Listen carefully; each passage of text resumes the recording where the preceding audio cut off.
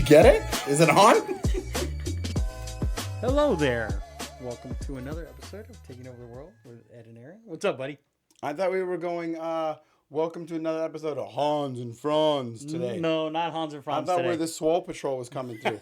Swole Patrol coming through. Listen, couple days back in the gym, you're in there, man. You're working out like with the gangsters though. Like you're like in the backwoods, like I'm in an old school, like almost an old school Rocky gym. Like I just feel go like in at there your and fight. gym. I feel like at your gym, you have to like check your cell phone at the door because there's like no selfies, no photos, no on your phone. It's like, dude, you're here, you're wet to work out, sweat, and that's it. Well, like the sign says, when you walk into the gym, blood, sweat, and tears are all permitted.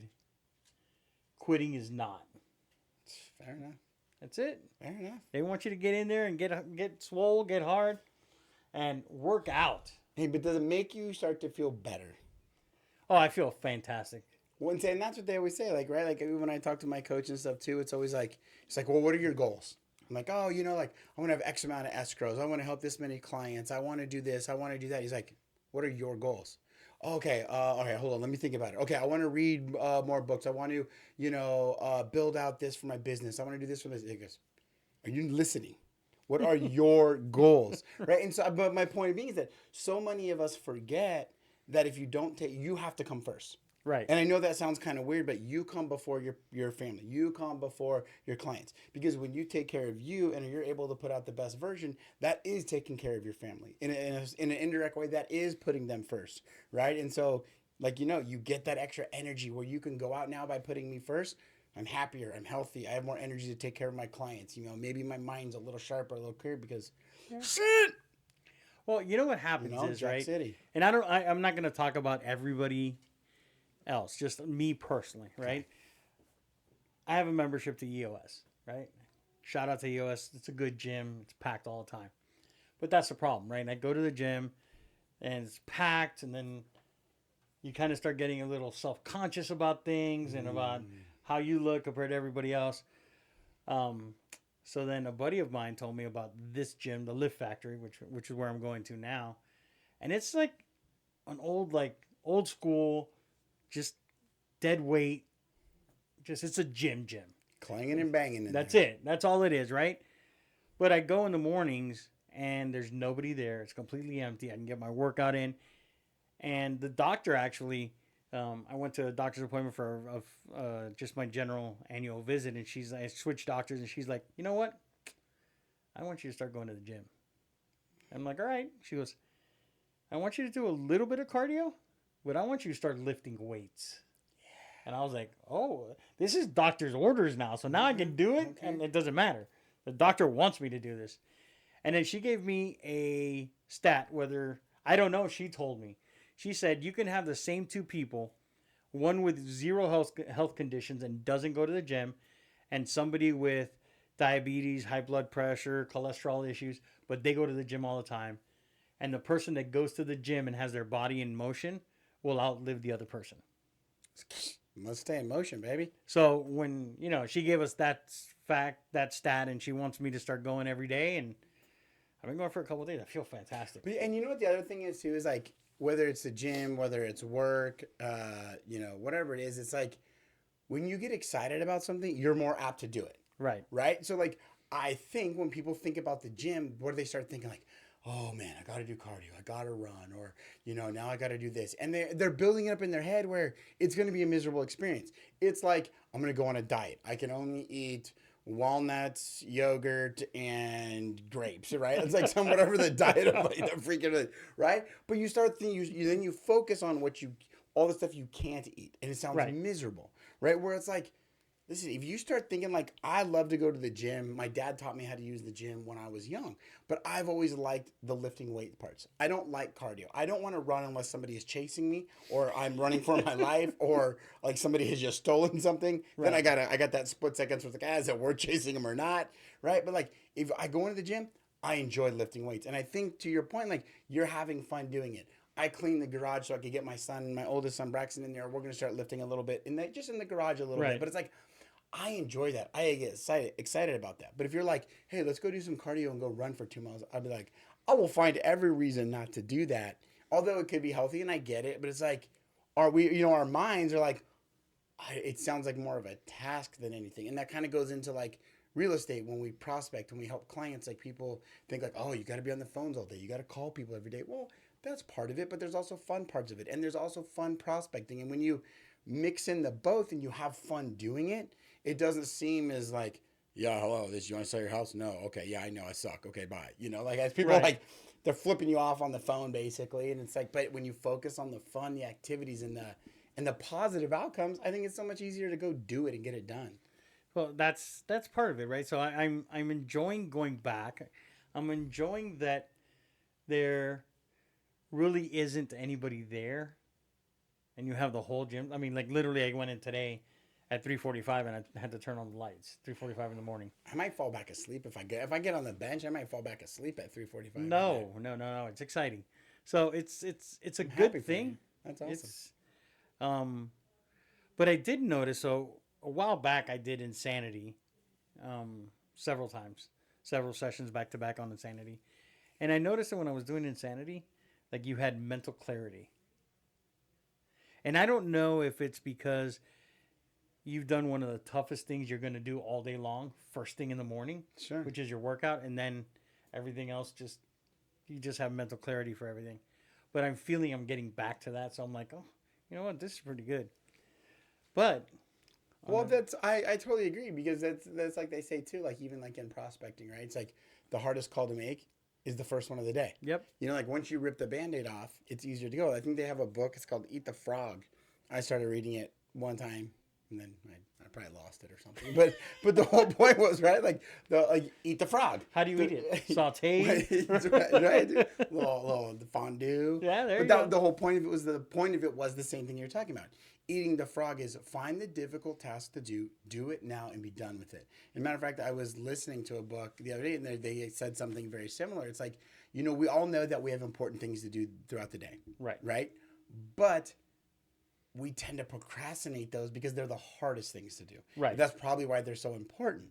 And so we find little smaller tasks like, oh, well, I could go handle this issue, or I could make a social media post. I could then go get a cup of coffee, then take out the trash. It's like Right. all these little menial tasks because you're just avoiding doing that. But man, if you go attack that first thing and done, how much better does that make you feel? How much easier does your day become when you tackle that important stuff first? I like it, man. I'm liking it. So on another note, Okay. you know what happens in 13 days? I do. What happens in 13 days? That's when your addiction becomes real. My addiction to what? Well, the tattoo is coming, isn't it? That's it on the You with the 14th. trident riding a sea turtle through the waves of Honolulu. That's in my mind. I will always think whenever I see you and hear your tattoo is you with a trident in your hand, holding a house in the other, riding a sea turtle, surfing a wave in the North Shore. That's the tattoo I see. Well, that's not what's going to happen. That's a but shame. That is a crying shame. that's not what's going to happen. But so you remember the mission, the operation I'm still on, right? Yes, I do. What is it? Operation Blue Angel. There you go. Okay. There you go. Well, I've got one step closer. What? You filming your tattoo session? I'm going to film it. Okay. And I Dude, you better not like pass out or cry or something. That's gonna be embarrassing, no. bro. It'd be so embarrassing if you pass out in the middle of getting a sea turtle. I'm not going to cry. I'm not going to cry. I'm not going to pass out. I would. But I'd probably do both. But I reached out to a company this weekend and said, hey, I'm 53 years old, getting my first tattoo. I know your products are phenomenal. Okay. I'd love to be an ambassador for your brand. Brand ambassador. And Oh, they this is approved new. me. And Okay. they approved me. Really? Yes. They obviously didn't do their due diligence. I Okay. don't- Did you give them a fake name? No, Okay. you actually, it's actually pretty cool when you're applying for this. One of the things it makes you do is go onto your social media and connect them to your social media so they can actually see. Good thing what you've you're been doing. building that content out there. So we've been getting content in there. So they approved it. So I am now an ambassador for Mad Rabbit Tattoo Products. Mad Rabbit Tattoo Products. Yes. Okay. They're 100% natural. Okay. Lotions and Lotions and potions, baby. stuff to put on tattoos that bring out the colors again. The vibrancy. The vibrancy. Yeah, so that's a big word. You went to ASU. I didn't. That's why I had to say it. That's Vibrancy. why I had to say it The twice. vibrancy. That's why I had to say it twice. So it brings that. It's also like for the healing of the tattoo and stuff like that. Because they start to peel and stuff, right? Or like the skin, like the right, skin, like the yeah, dead skin. yeah. Like falls, You start yeah. getting scabs and stuff because of the blood and stuff.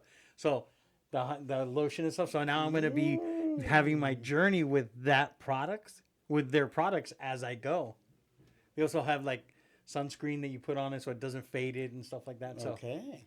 interesting. So are you going with like the numbing cream too? Do they have a numbing cream? Or are you doing the numbing? Don't they have like a numbing cream you can get? They have a numbing cream, yes. Okay. Or are you going all natural? Haven't decided yet. Like the numbing cream ones are funny because there's a couple videos that you've seen of people doing that, and it's like they're actually just like no pain. I've been there for 5 hours. I don't feel nothing. And then my tattoo guy's like, hey, you need to feel the pain to experience it. Yeah. So I haven't decided which way I'm going to go. See, like I'm torn. But I'm telling you right now, if it's whatever it is, I have to come back on the 15th with a tattoo. Yeah. Whether I pass out and I'm Dude, you're gonna have just like a line, and then you're gonna be like, nope, and your tattoo's gonna be like just like a one line. no, It's I gonna be will, a stick figure. I will not show up to work ever again. Everybody knows I'm getting this. If I come back with nothing, I am not coming back. You're going to fly to Hawaii, get a henna one. I'm gonna have to figure something out, but I ain't coming back without one. I can promise you that. I think. See, I agree. I would think if I got a tattoo, I would want the pain to be part of the process. But I'm also a wimp. So I'd also just like to be knocked out and then just woken up like 3 hours later when the tattoo is done. That's what Deshaun Watson did. Dude, wasn't he in there for like 8 hours or something yeah, like that? And he got completely knocked He got out. he and got like, an he was, anesthesiologist to put him out Yeah. while he got his whole back tattoo done. Listen, One sesh, that 8 hours, and that done. might be a cheat code, dude. Like, You know what? If he did it, and he's a football player, I could do it. I'm 50 years old. anesthesia's a little freaky though. No, but not through the anesthesia. The numbing, at least the numbing cream. Isn't Come it on. like anesthesia like still like they're not really sure like how people come back? Like they're just like No. I think dude. No. They know how people come back to life. I don't know, dude. I think it's Yeah. How many things are you actually afraid of? I mean spiders. You're afraid of spiders too? Just big ones.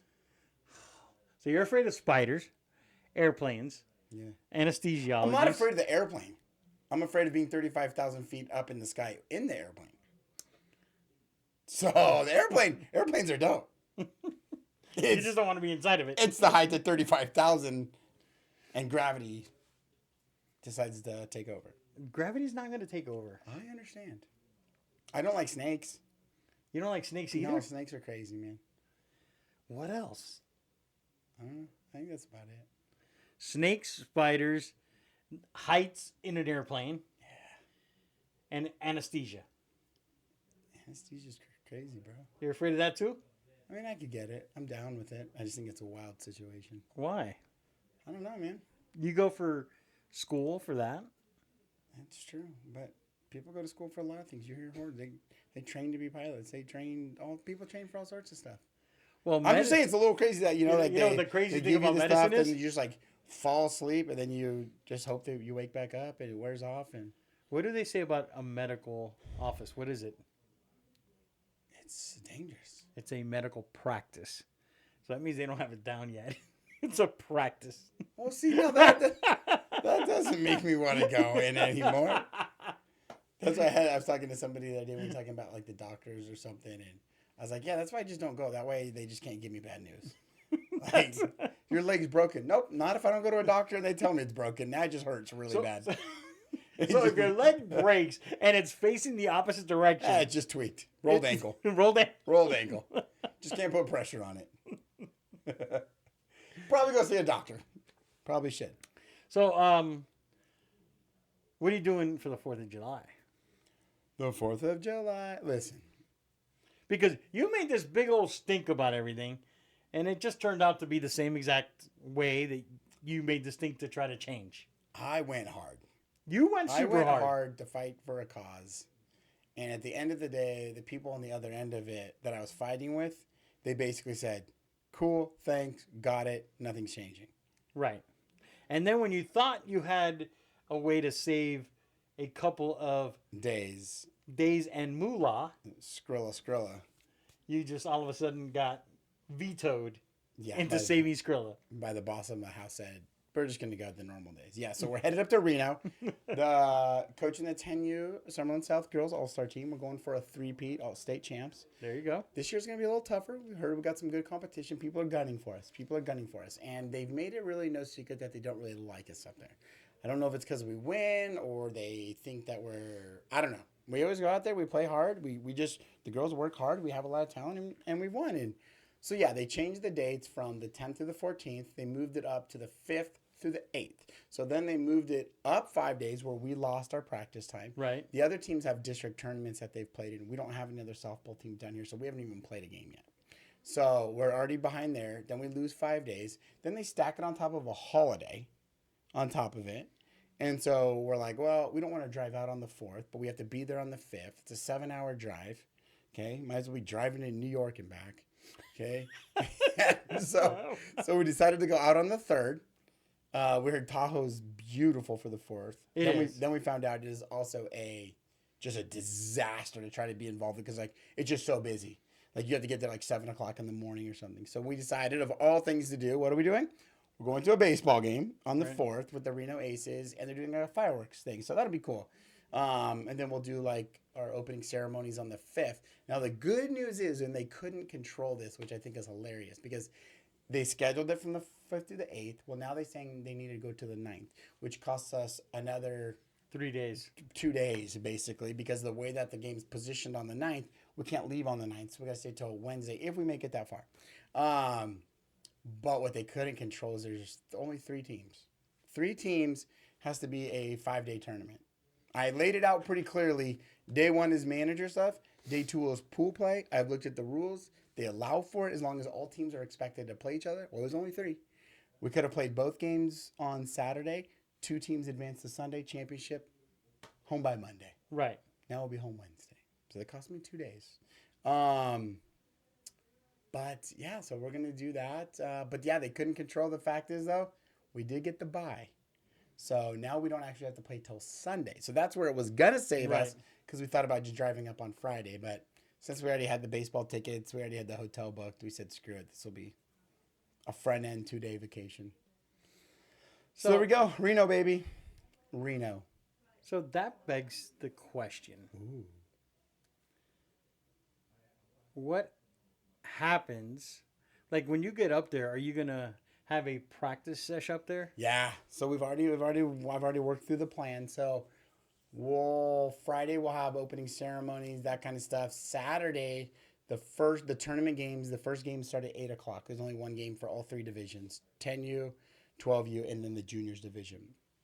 So we'll go watch, and then we'll hold a practice in the afternoon, and then we'll take the girls out to either a combined with the 12Us or something. We'll go do some lunch and some fun stuff. Oh, because 12U's going up there as well? Yep. The 12U team will be up there too. And so even on I've coached a lot of the 12U girls. A handful of the 12U girls were on the 10s last year with us. So, it's one big giant family. So it'll be fun once we get up there. So another question. Yes, sir. Where are you staying, in Reno or Tahoe? Ooh, Reno. No, Reno. Yeah, Reno. I don't know. Do you know there are bears over there? Man, you know what? I'm not that scared of bears, I don't think. You don't think so? I don't think so. I mean, listen, do I want to fight a bear? No. Okay, so no. you're hold on. You're afraid of a little spider that could not do anything to you. Dude, no. That spider could crawl up into your ear or something, in your nose. It's in your brain. You're dead. Okay. And a 8-foot, 600-pound thing with claws that can rip your skin right off your face is nothing. It's I'm good. It's like Yogi Bear, bro, hanging out in the woods. I will find a bear. We'll be sitting in 2 rocking chairs, having a Coors latte right on the porch. Me and the bear. I feel like I'm down with bears. I feel like bears would be cool with me. So that reminds me, I saw a video over the weekend. You know Matt Rife, Yeah, the yeah, comedian? the comedian guy. Yep. Yep. So he was talking, and he always talks to the crowd. And he was Yeah, talking yeah. to this. Oh, yeah. He was talking to this guy, and not making fun of the. I'm not making fun of the guy. I'm just his joke, right? The guy's missing an arm, Yeah. right, at the elbow on one side. He's like, "Hey, what happened to you?" And he's like, "I got attacked by a bear." Oh, that was not Yogi Bear. No, and I'm listening to the video, and it's like, when he was 13, Oh, wow. he was out hiking with his family, and Matt asked a very interesting question. Was the rest of the family just that much faster than you? Fair question. Fair question. So that is every time I go hiking, right? And we see the stories of cougars and mountain lions in Vegas. And We got a lot of mountain lions- cougars in Vegas. Yeah, but not those cougars. Oh, wrong cougars. No. Mountain lions that we have in Vegas. Yeah. And somebody's always asking me to go. And my buddy Nate's always saying, "Hey, let's go hiking." And I'm always like, "No, I don't like hiking. I'm not an outdoorsy person." And what about because he likes to go at 4 o'clock in the morning when it's pitch black outside. I've been No, hiking with him a that's- bunch of I times. don't like that. And I'm like, "Why do you go at 4 o'clock?" Is that because that way it doesn't affect my family time? I can go up and down and be done with the hike. But I'm always like, what if we get attacked by a mountain lion?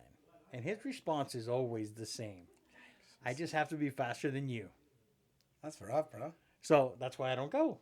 Because he is faster than me. And listen. So I mean, I am push not come going. to shove. If he's not, the question is, then you find out who your real friends are. Oh, no, he would push me into That's the what I'm lion. saying. Like, no, 100%. Like, does he trip you and run? Oh, 100%. He'd figure out a way to body slam me and put me right in front of that Because lion. if you start looking around, you get in that situation and you just start looking around, you're like, all right. You start doing the quick math. You're like, all right, there's 5 of us.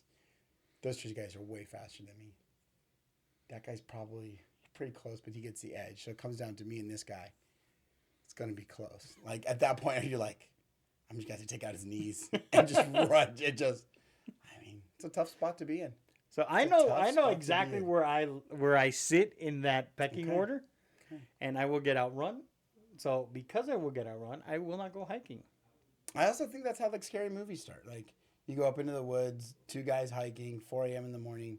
You end up either on 60 Minutes, or they write like a movie about you. You die. Yeah, 4 o'clock in the woods is not. You shouldn't. There's just you're good. Wait till later. So I did my favorite pastime on Sunday. My new favorite pastime. My new favorite new time, not pastime. I'm already lost, so go for it. Watching Caitlin Clark play.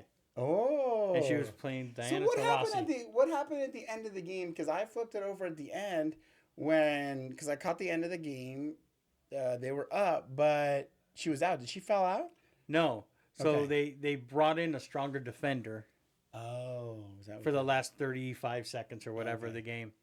The problem is she was 1 rebound away from setting a WNBA record. for most rebounds?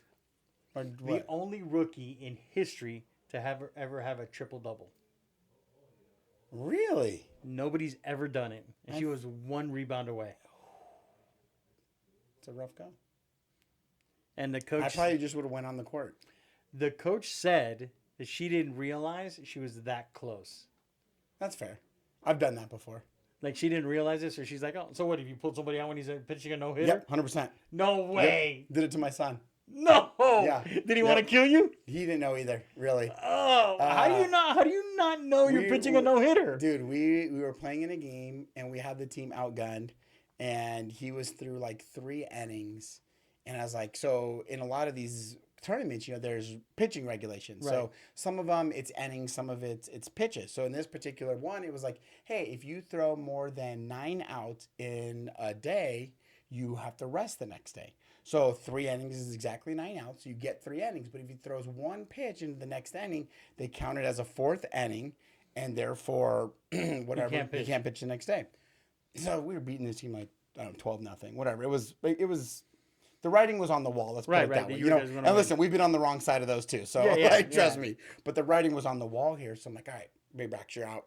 And I put like one of our other guys in. I'm like, hey man, just don't suck. Like we'll be fine. Right. And then like whatever, I went to the bathroom, and then the game was over. I went to the bathroom and came back, and one of the moms, I think it was one of the moms. She goes, Braxton pitched good. I was like, yeah, I feel like he was doing well today. She goes, yeah. He goes, so well. He had no hits through 3 innings. I was like, oh yeah, like no hits. I was like, wait, what? She goes, yeah, you didn't realize you pulled him out with no hits after 3 innings? I was like, nope, sure didn't. And I mean, 3 more outs in the game would have been over because we would have run ruled them. But yeah, no. So I've done it. So I get how it happens. So he could have pitched his first no hitter. Yeah. I think he might have a 3-inning no hitter already, but yeah, essentially, yeah. So trust me, I do get it. You get wrapped up in the game sometimes, and especially those like you don't process. Yeah, I listen, I get it. So I saw a video. I'm gonna ask you to see if you've seen the video of a Venezuelan baseball game where the batter got hit with an intentional ball. And started attacking the catcher with his bat. Oh yeah, I've seen that before. I've seen the ones where like, they turn around and drop kick the catcher, then run after the pitcher because they know the catcher is going to go first. I've never seen a guy swinging in the bat at a catcher. Oh yeah, for sure. No, that's never happened in a major, has it? Oh, they're not swinging a bat at him, but like, yeah, they go turn around and start to fight the catcher. Sure, absolutely. Because the catcher, you got to figure, it's like a football fight, right? Like football fights are the dumbest things in the world because you have all the pads on, you have helmets on. Like you start throwing punches, you're a moron, right? Like you're gonna break your hand, right? So like the catcher, he has to kind of his job is to be like, oh crap, here we go, and I got to protect you, Mr. Pitcher. Right. So yeah, so like the catcher will like when it comes inside and the batter starts chirping, the catcher is normally the first one to put a hand up or say like, "Bo, like sit down, bro," or give something. So then they start yipping and yapping. So. Yeah, dude. I've seen a lot of pitchers and catchers go at it first. Oh yeah. Really? Yeah. Because I saw the video this weekend, and I'm like, and I guess it was from a couple years ago, but the catcher did the dumbest thing I've ever seen anybody do. Take off his helmet? Yes. Yeah. Like you're getting swung on with a baseball bat, and your first instinct is to take your helmet off. Yeah, that's why like football fights, you're just like, what are you punching? Why would you take your helmet off? No, and he's still rushing forward. Like that, I don't understand. He throws his helmet off like he's gonna catch a fly ball, and he starts chasing the guy. Hey, listen, you just... Did you ever do that? Try to fight somebody in baseball? No. Like get hit by a ball and decide to chase the mound, rush the mound or something? No, I wasn't very big. So if I chased them out, I was probably getting body slammed. I mean, I came in hard. I came in hard to some bags and... Knocked some people over? I just say I came in hard to some bags. You got to do what you got to do with the size you were given at the time. Got to play smart. But it gets intense in there, and sometimes the heat of the moment takes over. My favorite all-time compilation of videos about baseball is the guys that get hit and are over dramatic about getting hit. So some of them are so funny. It's like they get hit and they act like they faint, or they just. Yeah. Oh yeah, it's even funnier with the kids. Like sometimes they'll get hit, and they'll just like collapse like a sack of potatoes. Just like. Come on, bro. It was a curveball.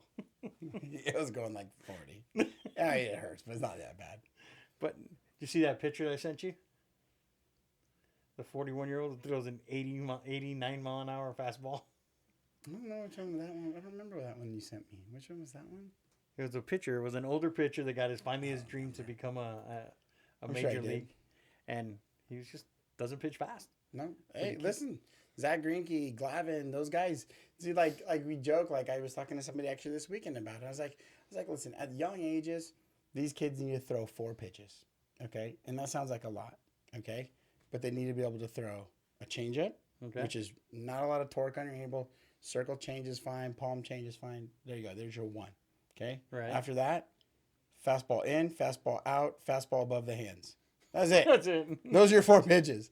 Like, it just comes to location, and you get some of these guys that they throw slower, but, like, man, if you can hit a spot and you can keep them on their toes and mix in, out, up, and a change, like, dude, that is literally 4 different pitches, And then you got Paul Skeens out there just throwing 182, just fucking throwing fire at people, man. So he's off to a historic start, too. He's, like, one of 3 pitchers to have, like, 60 or 80 strikeouts through this many games or something like that. Strasburg was the other one.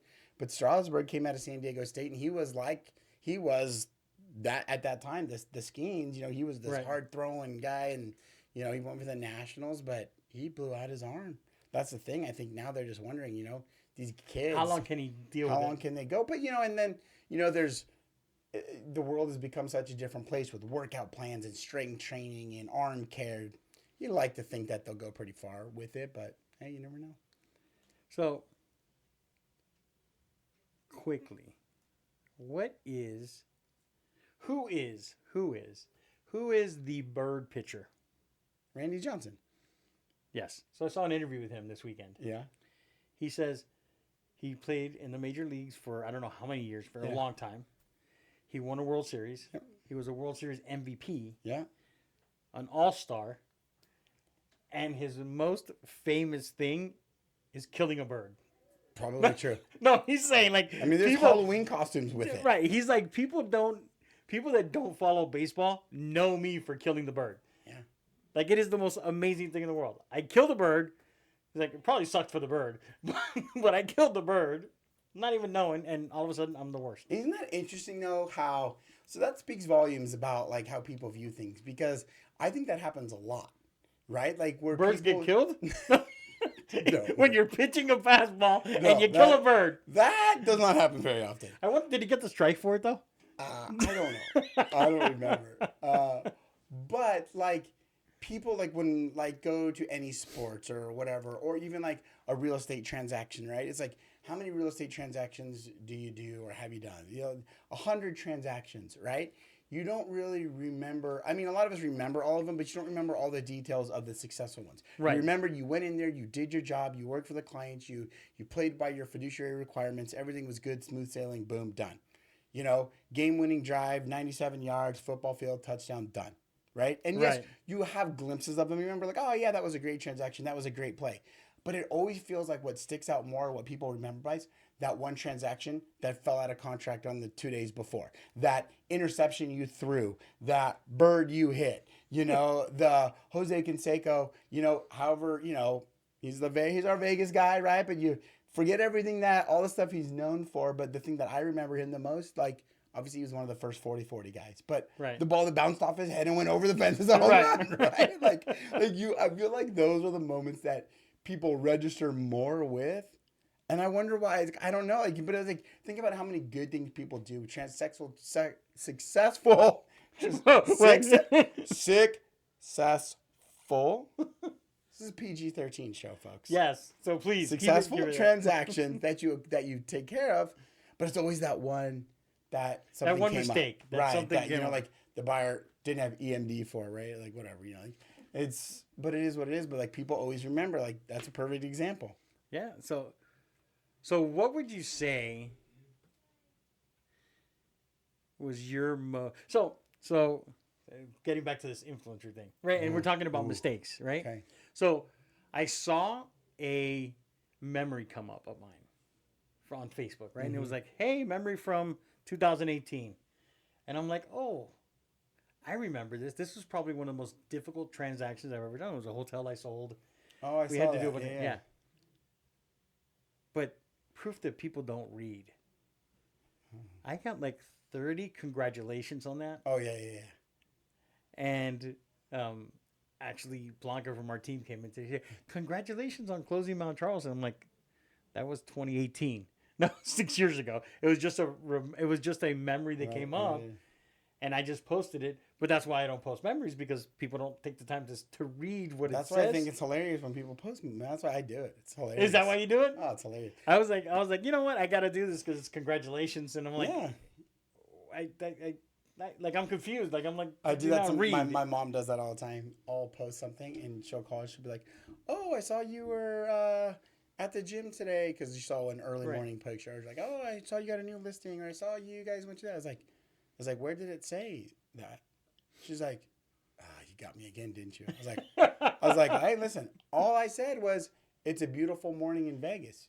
You just naturally assumed that I was up at that time and I was from this morning and I went to the gym because of it. I took that like 6 months ago when we were driving out of state or whatever, right? So I post stuff like as pictures come up, and I'm just like, hey, that's what they are. But to your point, people see what they want to see, they hear what they want to hear, and they read what they want to read, Right. or they don't read, Right. and they just take it for face value, like you said, like congratulations, or oh wow, that was a cool morning this morning, or I didn't see that this morning. Yeah, you didn't because it was from 3 weeks ago. Like I just happened to get around to Mine was posting from it. 6 years ago. Yeah, right. It's funny. It's funny how people act that way. Well, sir, you have yourself a great 4th. Do me a favor, win the tournament. Hey, Like, yo. prove to them that there's a reason why they don't like us here. That's right. Prove I to like them it. there's a reason. I like it. We're gonna bring back another trophy. There you I'm go. gonna bring it back, and I'm gonna bring it into the studio. There you go. All right. Bring it in, we'll put it right here. I like it. You better bring it, because I don't know if you don't. Shoot. If you don't see me in 2 weeks from now, then Well, that's right. You're going to be there on we'll Monday. be there on Monday. The championship game is Tuesday, so it'd have to be 2 Mondays from now when we. So we'll go live maybe from the hotel, from the Element up in Reno. Let's do that. Okay. All right. All Have a right. good one, brother. See ya. All righty.